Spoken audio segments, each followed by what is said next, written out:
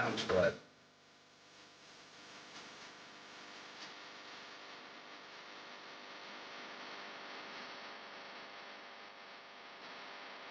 Sounds good.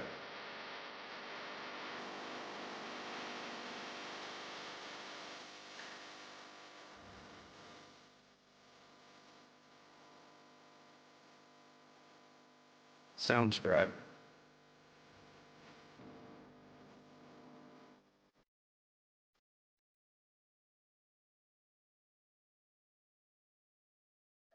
Thank you so much for watching Once an Orphan. I'm Jasmine. Joining me today is Ember, another fantabulous adoptee who is here to share her adoption story. So thank you for joining me, Ember. How are you?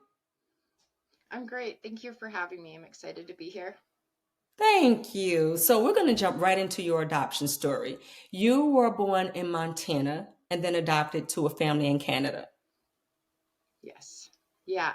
So I was born in Montana, and honestly, first of all, can I just say, like, my intent, I want to be clear, like, my intent with sharing my story is really for information for people so that they can take my story and choose to learn and grow from it so they can do and be better in this world. And so I just want to make it clear, it's not because I have a lot of resentment, but it's really informative because I think it's very powerful to stand within our truth even when we were part of the problem. So for my Agreed. adoption story, my biological mom was 17. She had two young children. When she was in elementary school, a grown man came to her playground and befriended her, and that resulted in two children. She was forced to marry that man, and then later my grandmother found her in the middle of nowhere, broke down the door, found her naked, tied to a chair, and my siblings locked in a closet. So she was rescued from that. So my biological mom has a ton of trauma behind her. And then as she tried to integrate back into society, she was living in Montana, trying to attend post secondary school at 17, trying to live life as a normal teenager as well, and would go with my aunt to like parties and stuff. From what I can tell from the conversations I've had with my grandmother and aunt and stuff, it appears my mom was raped, and so that I am a result of that rape. So she told herself she had a tumor in her stomach for the first 7 months she was pregnant with me. And then at 7 months, the reality kind of hit that, in fact, she was going to be having a baby. She happened to live next door to this woman who told her all about her sister and their fabulous husband and how wealthy they were and how much they could provide for this child she was pregnant with. And ended up getting them in contact with each other. And so before I was born, it was already determined that I would be adopted into Canada. Um, Mm. so my adopters were at well, my adoptive mom was at the hospital when I was born, and she stayed with me for the first 3 days, and then when paper was first supposed to be signed, instead of my biological mom going to sign papers, she came to the hospital and picked me up. So I went home with my biological mom, and I stayed with my mom for the first 5 months of my life. And then she ended up in a major crisis. Um, and she needed to find a placement for all of her kids. And she could find a placement for my brother and sister, but she couldn't find anywhere for me. And so she called my adopters and asked them if they'd still be willing to adopt me. And Mm. uh, due to obligation, they agreed. They agreed and they came and picked me up after 3 days, brought me home.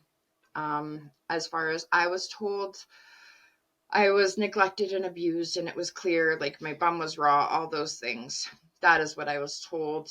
I now know that prior to being adopted, I was taken into hospitals. I had a failure to thrive. My mom's ability to cope with the trauma and three kids and going to post secondary at 17, she wasn't able to manage it. So there was a need for an intervention. Whether or not that needed to be adoption is up for question. So I was brought to Canada. When I got home to Canada, I had an instant brother who was 2 months older than me to the day. We were raised Mm, as twins, and we hated each other. We absolutely hated each other. mm, He was one of my main abusers in my life. We experienced significant trauma in our preschool years. We were sexually abused by my mom's friend's husband. I experienced sexual abuse from cousins and from my dad's friends, and just from a lot of people within the community as well as in our church community. And so by the time we were four was around the first age where I tried to say, like, to my mom, we were driving to the post office and my brother and I were in the back seat and he wouldn't stop tickling my privates. And I said, Mom, he's tickling my privates. Make him stop. And I was told to shut up, to stop whining, to stop complaining, and that she had heard enough from me that day. Instead mm. of just, all she would have had to do is look in the rear view mirror and see what was happening to me and address it. It would have taken a conversation. Instead, it was ignored and I was blamed, and the behavior was continually happening everywhere. And honestly, my brother and I were sexually inappropriate, not only with each other, but with others due to our sexual abuse too. So, like, the community had to have known that there was something going on, and no one bothered to have a conversation or ask. So, yeah. And our preschool years were very, I would say, are the only times like my mom actually tried to be a parent. Like, I remember her actually trying to, like, connect with me and have a relationship with me. And then something kind of shifted around 3 or 4, where, from my memory, I remember being 3 or 4 and putting my shoes on and being so proud of myself that I put my shoes on before I was asked. And then she told me to go put my shoes on instead of acknowledging that I had done so. So I took them off and threw them in the trash. Mm. But that angered Oh, her. Like, and from she told me that story so many times during my life, and her version of it and my version of it are so not different, but the way she thought I could think. She thought I mm. had adult intentions as a 3 and 4 year old when I was Oh my just God. being a 3 or 4 year old. So then what happened was that we got this random out of the blue phone call from my biological mom, supposedly. And she's on the phone and calling me over to speak to my biological mom. And I was so excited. And I go to pick up the phone and she tells me that this woman had hung up. She didn't want to talk to me. And it's like those two memories are very close together. And it's like when this shift happened with my adoptive mom, and her care and concern for me was no longer, because it was almost as though she really did think I could process and contemplate enough to have, like, ill intentions towards her. She thought I hated her, You were a that I was trying to baby. make her life hard. Yes, I was just a baby. That's just it. So yeah. Those are my Oh my preschool God. years.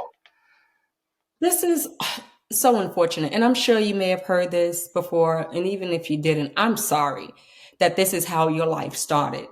I mean, because no child deserves to go through that. We know that. We know children aren't supposed to suffer in ways like this. I don't understand how it can be dismissed like we're just like a piece of napkin, used piece of tissue.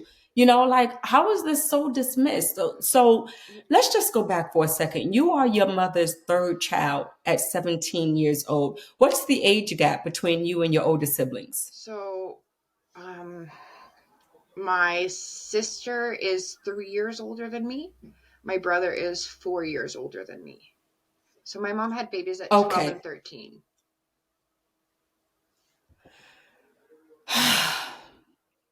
And then you said, part of my facial expressions, I'm sorry, but when I hear stories like this, I'm like, are you kidding me?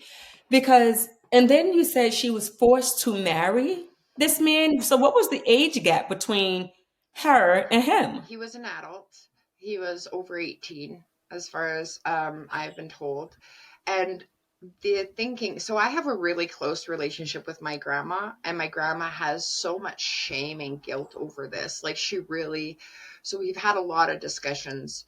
Essentially, they're in a religion, they are a Jehovah Witness. They're in a religion that is very, very strict, and sex is a very shameful thing. And again, it was adults thinking that children had adult intentions. Like, my mom had, when I talked to her, she had no idea. She didn't even know. She's like, I didn't understand. They were telling me I was pregnant and I was having a baby, but until they put that baby in my arms, I didn't understand I was a mother. So I think it was a lot of adults, honestly, just not willing to have the conversations, like not willing to sit down and be like, what's happening to you, not what's wrong with you.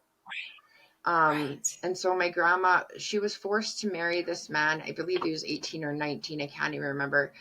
And because essentially my grandpa told my mom, if you're going to be a whore, if you're going to be a slut, and you're going to keep sleeping with this man, you're going to marry him, and he's going to make you, Mm. a righteous woman, essentially. And so they willingly handed her over to this predator. And But she was victimized at 12 and 13 years old. She was a she victim in was, this. and I think that says a lot about our mentality as society back then. And also, um like, my grandma was so conditioned. She was so conditioned through religion. She was I conditioned, was going to say that. yeah, conditioned by her husband was an alcoholic. So she was just very conditioned to follow the lead. Whoever told her to do something, she just did it, and she didn't think for herself.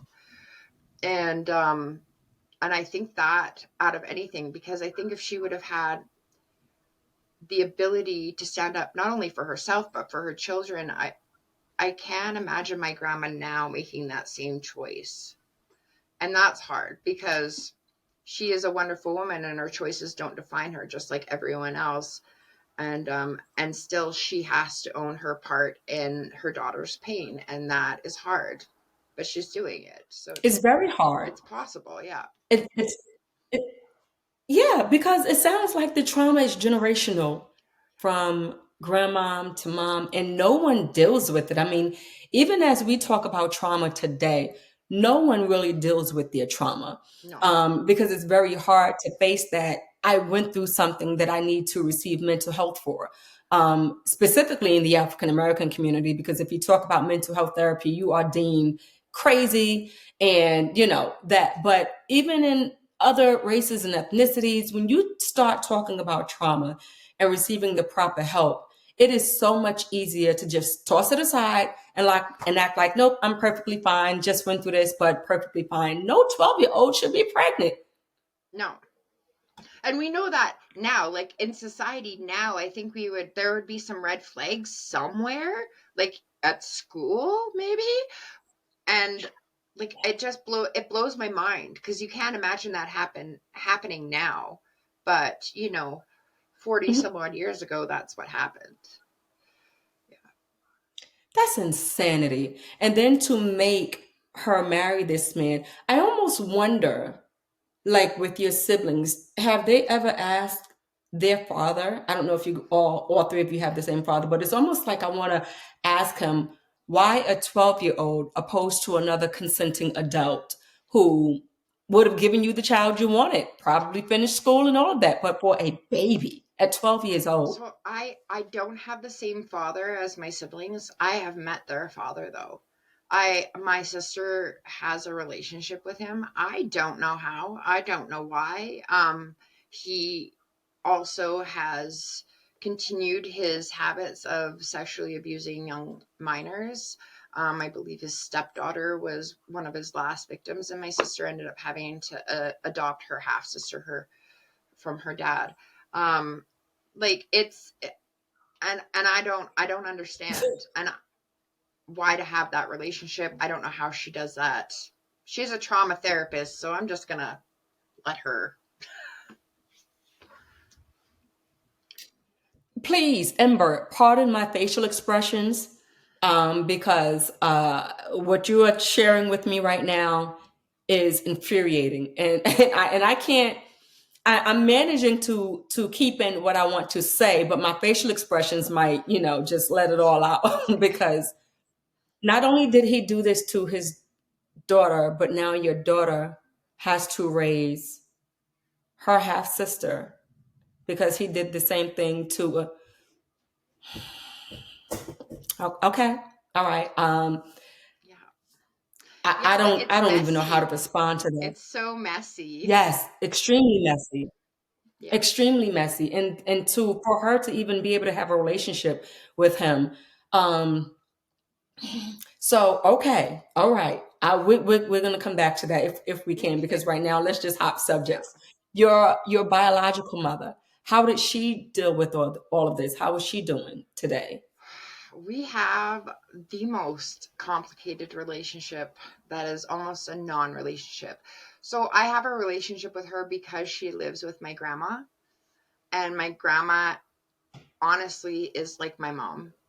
I view I view my mom, like my biological mom, as a sister. I have to, because she has Munchausen by proxy, and being around me triggers that, and she goes off the deep end so fast and so hard, and it's not safe for me to be around her very long.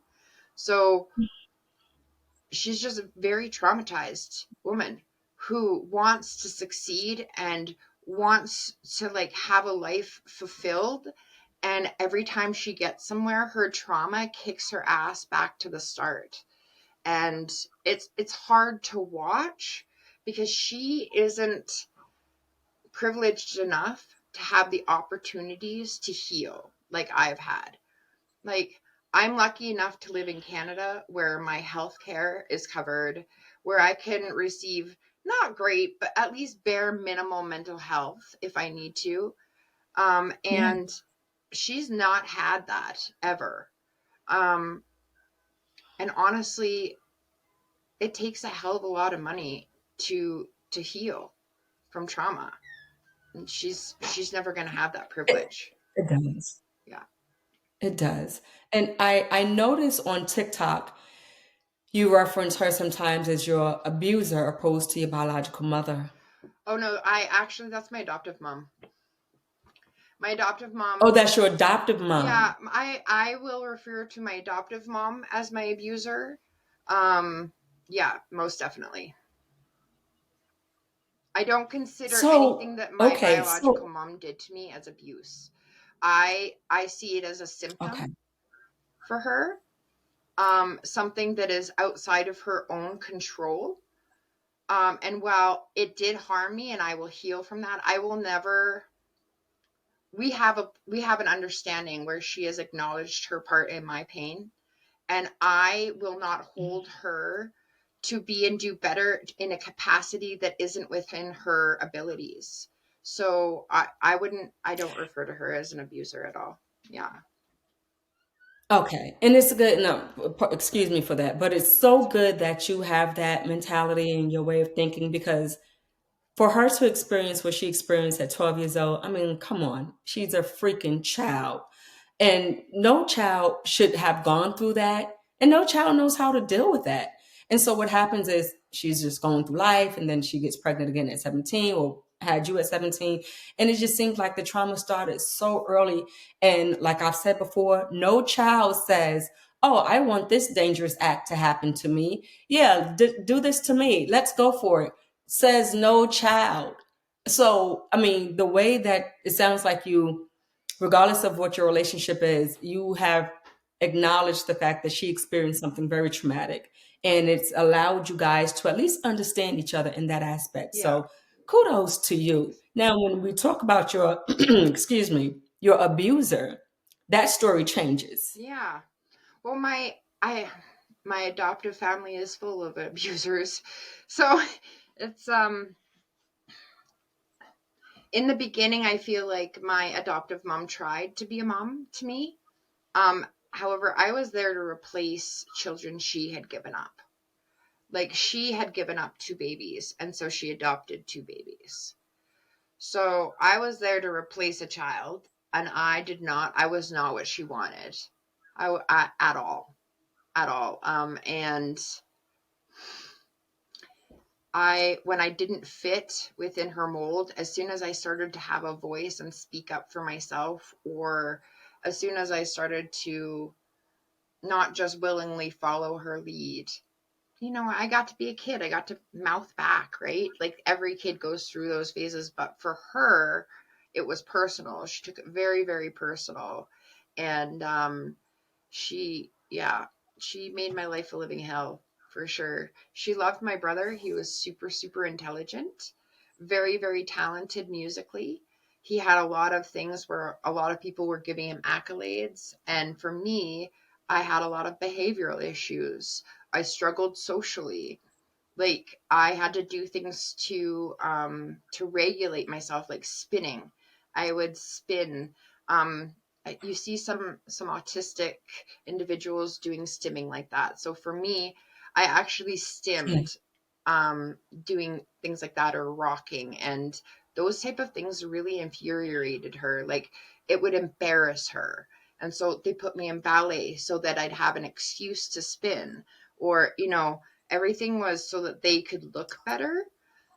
And well, I was just, yeah. And with my mom, really what it came down to was neglect. She would say, get out of the house, don't come back in, see you later. We'd be out 8-12 hours a day out on this giant farm doing things, and just building forts. And I lived in a fantasy land on the farm. I really did. I built these giant forts, and I lived in these glorious worlds where I was the queen and I ran everything. And yeah, but I mean, it was also scary because we had guns. And like when I was 8, my brother ran around shooting at me with a 22 shotgun, and he ended up killing a bunny next to me instead of me, thankfully. But like those kind of things were very, very normal in our world. And we were just kind of left to our own devices. Hope you survive. But she made extraordinary meals and would sew amazing dresses. So I don't know. She thought that made up for it, I guess. I was, I was going to say, is that supposed to make up for? Oh my God! Oh my God! So your brother just so happened to miss you and hit the rabbit. Yeah. And I think that was the first time that he realized that this rabbit was dead. Like, if he would have hit me, I could have been dead. Like, I think that was his first realization of like life and death. But that doesn't mean that he didn't stop. Like, it just meant he actually understood the consequences after that. So it was only when we got in really big fights he'd Mm. try and shoot me, or, anyways. Was he also Yeah. adopted? So my brother, he was 2 months to the day older, adopted from Canada. Oh yeah, that's right. They what they had done is they had done all of the work needed to legally adopt in Canada, and had just finished that paperwork when they got the call about me. They ended up deciding to just take two of us because they had the opportunity to, and they didn't turn down either one of us. They just took both of us. So that's kind of, both of us kind of came at the same time. I just took a little longer to actually get into the house. So, yeah. What about the children she had given up? Were they also adoptees that she put back into the So, system?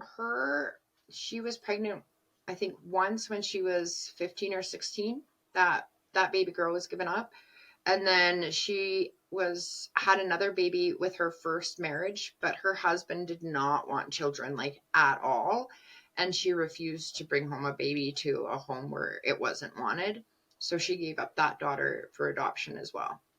And then she was told she was unable to have children, and her church, this is the other part, her church gave her a patriarchal blessing, which is essentially a fortune telling blessing.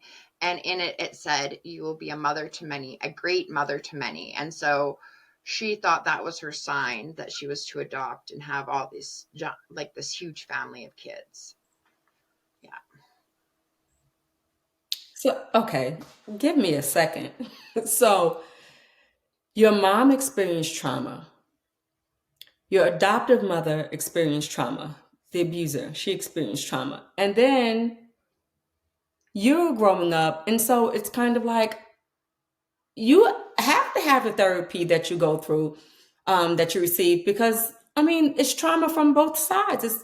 It's like all around you, it sounds Oh like. yeah, yeah, it was. I mean, yeah. And it felt like the bigger my world got, the bigger the trauma got, and the more evil the people got. Like school for me was like a heaven and a hell all at the same time. My brother and I, we lived in this tiny community. So my brother and I were stuck in the same class together. And he was like a quiet, manipulative type. So he would do things to like, egg me on, and I was explosive and loud. And so it created this dynamic. And also he was very popular, and I was I was hard to be around because I was just so emotional and had no skills to regulate. So I had a hard time having social connections, like friendships, and he was just this very likable, happy going guy who just liked to make my life a living hell. But and then we had this teacher in grade 2 who was just she was sheer hell. Like I can't I'm so happy we don't have teachers like this anymore for the most part, because she should have been like retired in a home or something, because she was just nasty, and she actually taught with my nana. So it just is like she refused to teach me for grade 3 and 4. So I ended up going to a school that was like it was a town over. It was like an extra hour bus ride for me. And I went to the school, and that's when I Mm. found out there were other children who were just as over sexualized and sexually abused as me, because they were just as sexually inappropriate, and even more so. And some hellish things happened in grade 3 and 4, with boys in my class that to this day are just they're huge traumas in my world that I have to work through. Yeah, it's just nasty. Like some people are just nasty. I mean, to children, Hmm. children. We're talking about innocent children, and who are traumatized by the abuse that they suffered, sometimes at the hand of people they love, people they trusted, and it's all just swept under the rug. Let's pretend it didn't happen. This is all going to go away. Smile and eat this delicious meal, get a good night's rest, and tomorrow we're just going to start the day all over again with the same blessings from the Lord. What in the I just don't get it. And it's I don't it's not a laughing topic, but I'm just like I'm trying not to say what I really want to say. Let me just I say find it that easier to because I laugh, just don't right? understand. Because if you don't laugh, what are you gonna do? Right. And that's so true. But at the same time you also want to Yeah, fight. yeah, yeah. You experienced, I think you said something on TikTok that you and your brother had a physical altercation. Oh yeah, in our later years, in our yeah. Well, I mean, we had many over the years, but one where he left me unrecognizable. Like you wouldn't know who I was to look at, because my whole face was just. Anyways, yeah, that was when I was 18, and I charged him with assault, and he was convicted. And then my family disowned me on the courthouse steps as they threw all my shit all over the place. Wait a minute. Hold up. Wait a minute. So he assaulted you, beat you until you were unrecognizable. You pressed charges, and now your family says, Ember, you've got to go. Is that what I'm understanding? Oh yeah, yeah. They used my biological name, told me I wasn't their daughter anymore, but that's not I mean that was not uncommon for me. My mom disowned me and tried to get rid of me my whole life. Like the amount of times I would have to listen to her on phone calls trying to convince family members to take me, or just these random people from church, "Oh, do you she could work hard for you." Like just trying to get rid of me. It wasn't uncommon. They've taken me into child services and said, we're done. We don't want her anymore. We're changing the locks. Like, yeah, that was not uncommon. This is exactly a part of the reason why so many adoptees or children who age out of foster care end up homeless, end up on substance abuse, end up being sex trafficked, you know, doing all these criminal activities for things that you went through. And I'm never going to understand it. I'm just not, I don't mind talking about it, but I'm never going to understand how something like this can happen. I mean, because whether you carry a child or whether you adopt a child, you are making the lifelong decision to parent this child, whether it's, financially, whether it's spiritually, emotionally, you have made the decision because parenting is a lifelong commitment. You make that commitment and then shame on you. You're not my daughter. You got to go. How does that work? Yeah, I think honestly, I equate it to the religion. I do, because the religion is so much like you're in as long as you're perfect. And as soon as you make a mistake, you're done. Like, it's very black and white, but the goalpost is continually moving out of reach, no matter how close you try and get to it. I don't know. For me, for my mom, I'm like, it's her trauma because her childhood was hell, and she made sure I knew about it. So her childhood was hell. She was very traumatized. This is my adoptive mom. She healed from that, but she didn't. And she just became a monster. And let me just say this: she is an amazing mom to her biological kids, like an amazing mom to her biological kids. Very dysfunctional still, but she's a good mom. She can show them love and affection. She can hug them. She can, tell them that she loves them. I didn't hear that. I didn't get that at all. Like, I was lucky if my mom ever touched me. It was like I felt like I was diseased when I was around my mom, because she wouldn't have any interaction with me. Yeah, I don't know where that came from. Oh, you got to excuse me because, again, I mean, everything that's going on in my head right now, I just don't. And it's trauma. It's trauma on top of trauma on top of trauma. And what you do with that is that you don't get the help that you need. Instead, you bring someone else into that trauma and allow your trauma to affect them, and then also allow them to experience their own trauma outside of the trauma that you're putting on them. So it's like, how and when does the healing take place? Specifically, when you have adoptees who have stories like this, it's so unfair. Well, I don't know. I know I survived because I developed like safe spaces growing up. I had my grandma's on the summer.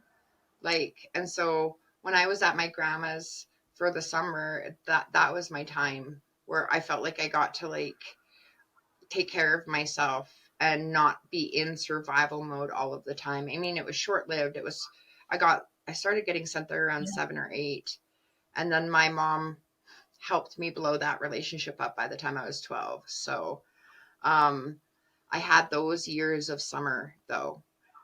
My mom got really jealous of the relationship I had with my grandma. I loved my grandma. My grandma was my best friend. She was the safest person in the world for me since I was little. And my mom got really jealous of that relationship because I would always say, just send me to grandma's then. Like, if you don't want me, send me to grandma's.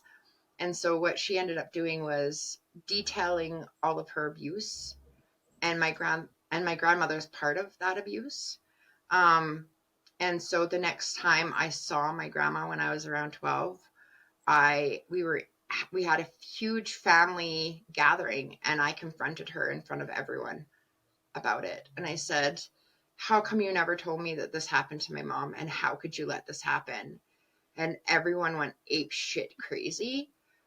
And my aunt tried to kill me. And then I was banned from the family. Like, I lost every single relationship I had with that family that summer. And I still to this day have no idea if what my mom told me is true. But I sure blew it up. I blew it up confronting everyone. And I lost all my safe relationships. So I just want you to know that I'm listening to everything you say, but when I look away, when I do one of these, I am just in a moment where I just need to really comprehend how something like this can happen. The whole point of adoption is to give a child a safe home, a safe family, a safe space, a loving space, family, all of that. And then to think that despite the fact that this is why this is set in place today, right? This is why this is set in place so that children don't have to suffer the abuse of their biological family. They're now suffering the abuse of the adoptive family. So how? Yeah. What? I just can't believe that everything that you're sharing with me. This is insane. Like my heart goes out to you. Nobody should have to go through this. It wasn't. It's weird because when it was happening, I was convinced, I was told so much how what was happening to me wasn't abuse. It wasn't bad. It wasn't wrong. It was because of me. I was creating all of this. Like that is what I was being told, because I was evil, because I was a sinner, because it was always something that I was doing. I couldn't control myself and I didn't know how to act in public. And so for me, that was my belief. I actually didn't know I was a human until 2022.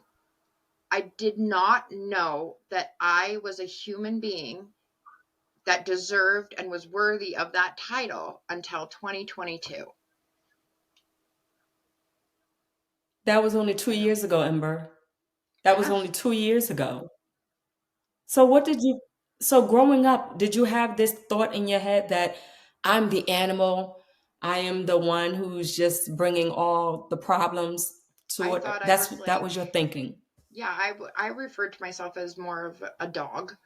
And yeah, I did. And I also thought that, yeah, it was me. Everything I tried to do to help seemed to actually make things worse. So yeah, and I just thought I had this belief that people who came around me either died or left me because of what I was. I turned people evil. So Yeah. you were the cause of all of this. You were the cause of everyone leaving you. That was my absolute belief about myself for a very, very long time. That plays on the psyche of someone, especially when it starts at a very early age and it travels with them through adulthood. And then I'm going to assume you're in your 40s because I heard you say that a moment ago. Just 2 years ago, you realize, oh no, I am a human being. Yeah. And I will tell you that I realized that in a moment that I was testifying against a monster. I had to come to that realization in order to say the words I needed to say, to speak my truth, to tell people my experience. I had to somehow figure that out, that I am a human and I am worthy of justice and I am worthy of love and affection that is appropriate, that is like not creepy, with creepy intents. I am worthy of just living and being who I am without people interjecting themselves and deciding to defile my body because they have an urge they can't control. Do you know what I mean? So I had to find myself. That's when I found Right. myself, was in that hardest moment when I had to make a choice to speak my truth. I'm so sorry. I'm so sorry that it took you this long to see that. But I'm so glad that you now see it. I mean, how old were you? I don't know if you said this. How old were you when you met your biological It was mother? my 20th birthday. Yeah, Mother's Day. Yeah. Your 20th birthday. Oh, wow. On Mother's Day. So, and then from there, you guys develop what's a healthy relationship? So I met her. I met her when I was 20. I met my sister first, my biological sister first, and spent about a week with her. Mm. And then I went and met my aunt, who took me to meet my biological mom. They did not tell her I was coming. We showed up out of the blue. And my brother was with her, and he was pissed. He was like, "Why are you here? What do you want?" Kind of thing. We went out for a really awkward Mother's Day brunch, and my mom left my sister with the bill. And yeah, it was just a very awkward introduction and meeting. We didn't actually spend any time together until after my brother was convicted and my family disowned me. She invited me to come and live with her. So I actually spent a month with her, which Mm. was absolutely terrifying. It was not fun. She drugged me several times. I thought I was going to die. And then she worked in an OR and stole a bunch of equipment and medication and froze her leg and drove a chisel into her leg and broke her bone. And then I discovered everything and outed her to her work. So she got put in a psych ward and I got rescued. Okay, so I don't even know where to take the conversation. I I don't even know which way to turn from everything that you just said. So, from the start of your brother being upset, what do you want? I don't, why do people think that adoptees will never ever want to know their biological family? Why is that anyone's thought that okay, this child was adopted, they're never going to come back? That's first. My second thought is, did your mom heal from her trauma? Because it sounds like she was trying to kill you. My I don't think my bio mom has. Like I don't think she has. I think she has so much shame built up that isn't going to allow her. Like I think when I see my biological mom, I see myself in her so much, and those internal beliefs of unworthiness and inhumaneness. Like I see that in her. I see her holding those beliefs about herself, and I don't know. I don't know that she'll ever heal in this lifetime, and that's sad. Like I think she deserves a chance to heal.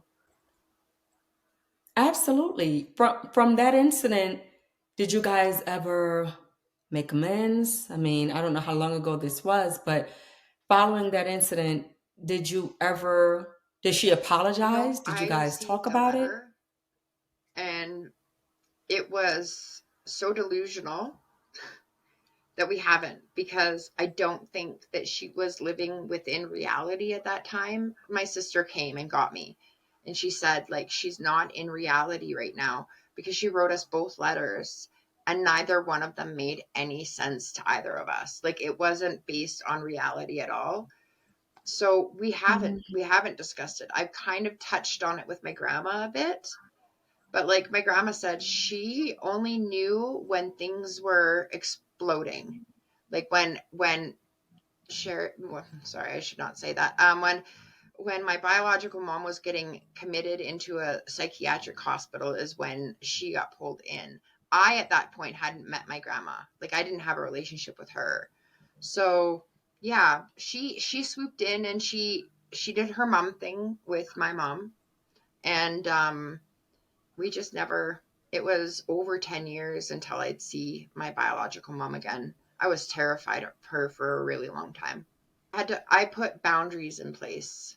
And the next time I saw her, I mean, yeah, the rightfully next time I saw so. her, actually, I had my young one with me. I had my youngest son with me. So I was very much, there's no drugs. There's no, Mm. like, she's not allowed in the kitchen with me. Like, she's not allowed to prepare food. She's not, like, I had some boundaries because I was like, this person is not safe. she's an amazing human being when she's not triggered and engaging in symptomatic behavior. She's an amazing human being, and I love her to the ends of this earth.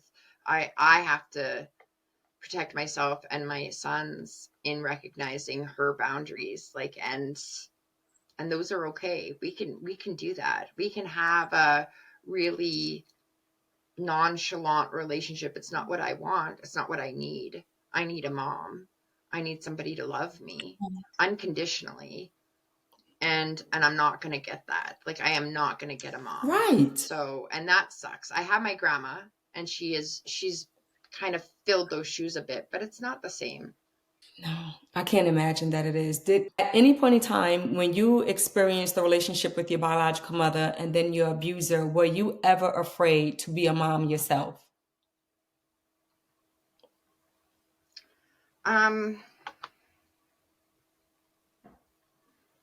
I I was conditioned to believe that was my only purpose in life. So the fear about being a parent didn't sink in until after I had kids and realized I was not equipped remotely to be a parent. So that the fear didn't come until after I had children. And my first was born in a really weird situation. So yeah, there's a lot of trauma around my oldest and his birth. So yeah, I don't know. Being a parent, I shouldn't have been a parent. I'll put that. My children have endured a lot of trauma. And if I could have done anything differently, it would have been, maybe not to say I shouldn't have been a parent, but I wish I would have had the opportunity to heal.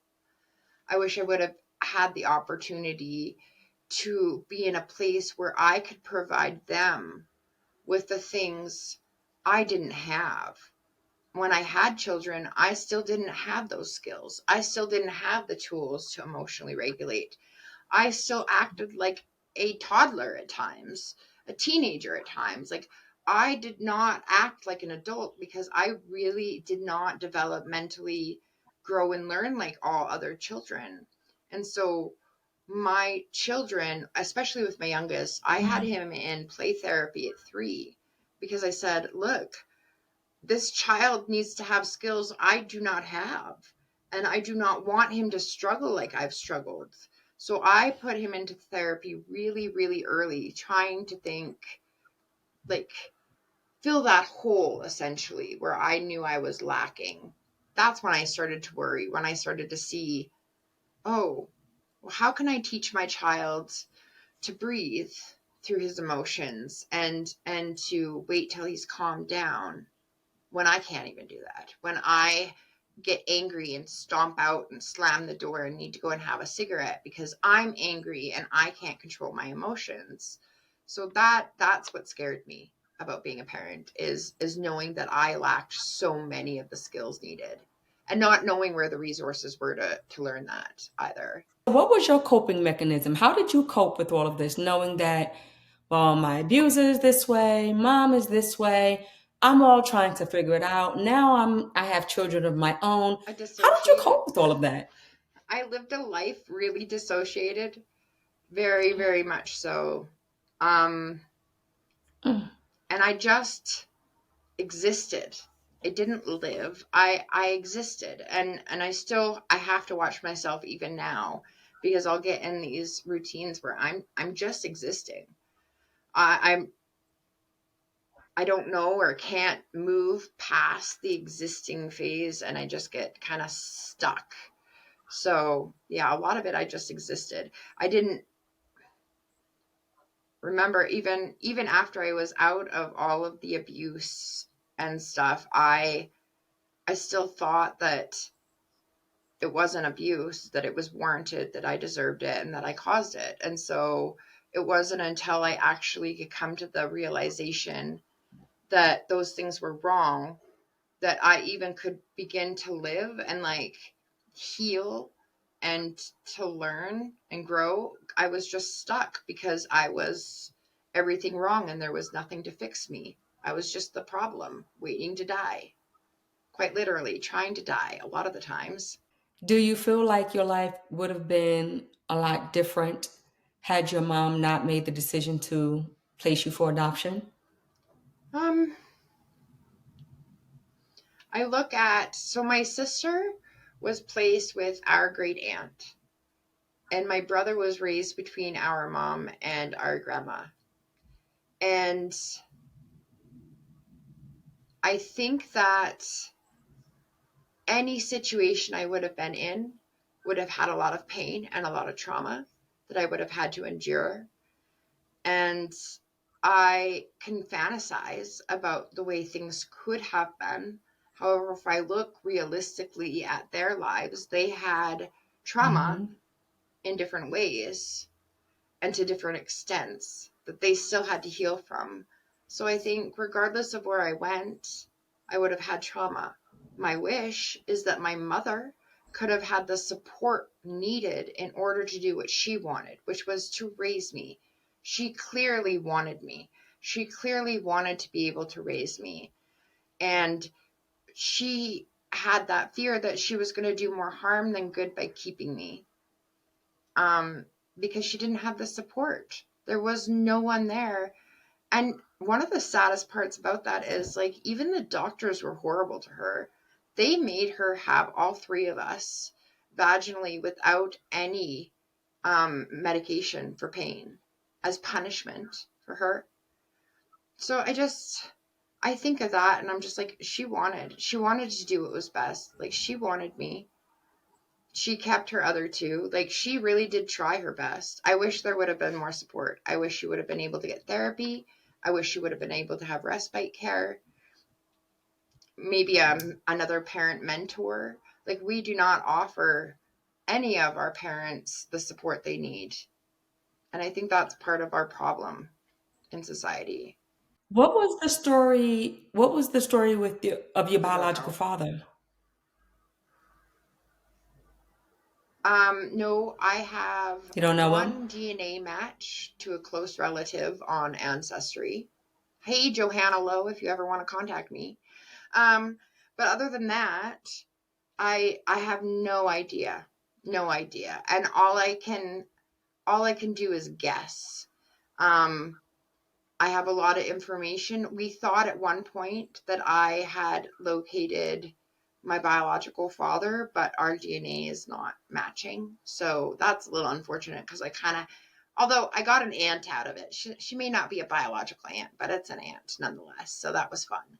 Um, I don't know that I need to find him. In the back of my head, I say it'd be nice to have one Yeah. parent out of four who had the capacity to love and accept me for me without bounds. Yeah. I also know that's not necessarily realistic.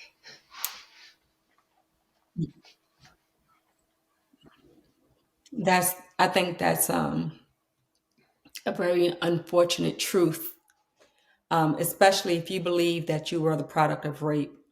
That is a very unfortunate truth. To believe that out of my mom dealing with her trauma, my biological father who's absent, my adoptive mother, and her father, I'm sorry, out of four, like you said, it would be nice, but of course, he's absent. And if you were the product of a Do rape, you really? I mean, you almost have to wonder, Yeah, do you really want to know that? right? I mean, it's like, what? Yeah. Oh my God. Ember, you have experienced so much, It's been a entirely ride. too much. This is your Yeah, reality, and this is your I'm batshit story. crazy. Yeah.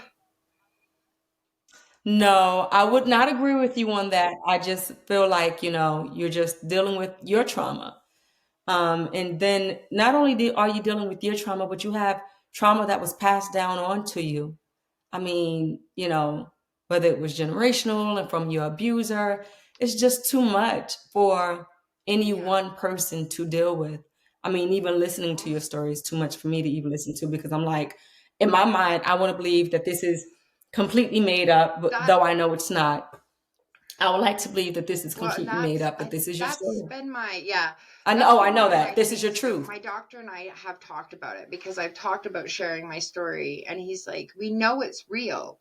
We know it's true. When you put it all together, it seems unreal. Like it seems unbelievable that one person could experience all of this." And I'm just like, "Yeah, but I did." Like, and it wasn't that I was brave or strong or courageous. It was just I was existing. I was surviving. That's all I have done until I started working on it. The bravery comes from the healing. It's not from the surviving through it. It's from the healing of it. Mhm. So, what do you hope that sharing your story does for you and those listening? My hope is that for other survivors, maybe a part of my story reaches them and they know they're not alone. For people who like to really see the positive of adoption, I hope it opens their eyes that adoption isn't a guarantee of a good home, just a guarantee of a different home, and that there are so many experiences that we need to be aware of so that we can maybe help children in a way that is healthy for them, no matter who the child is. It's no longer, a lottery if you get a good home. It's just that is what you get. I hope that people can recognize that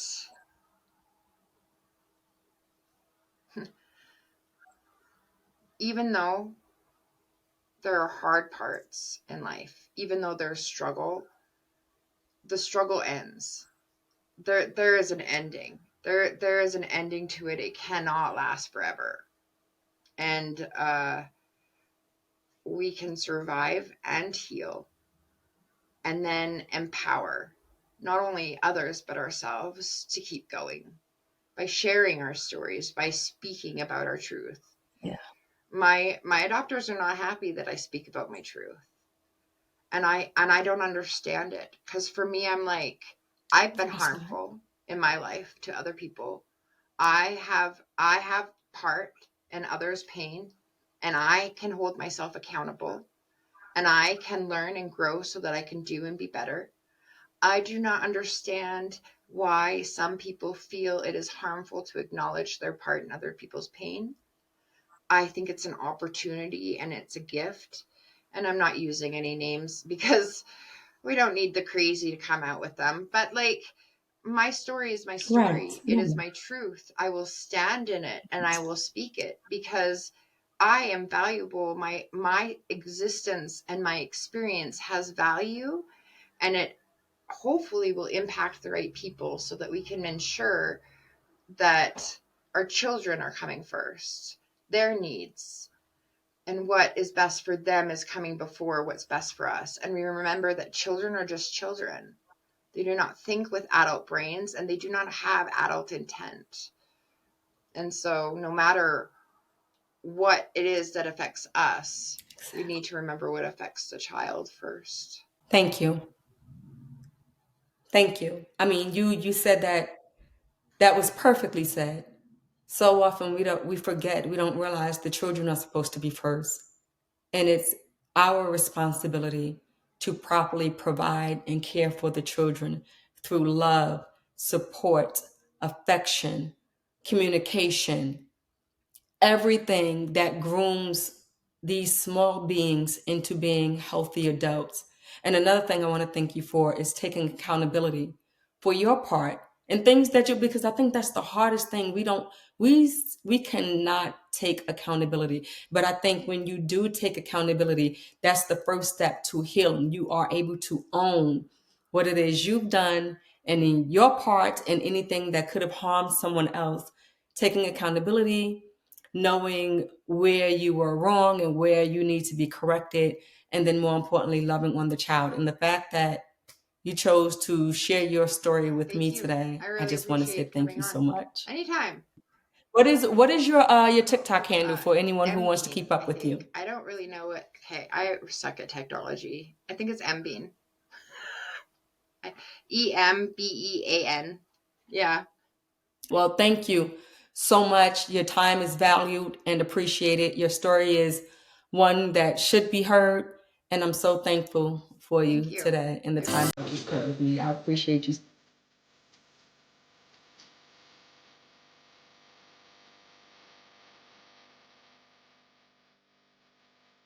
Sounds great.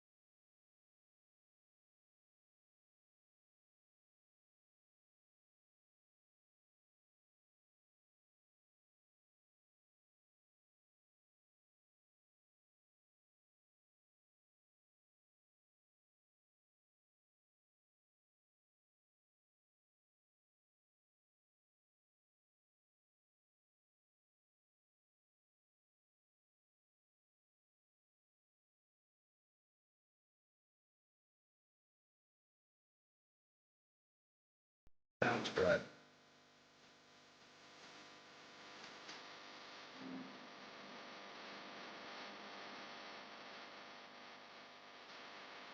Sounds right.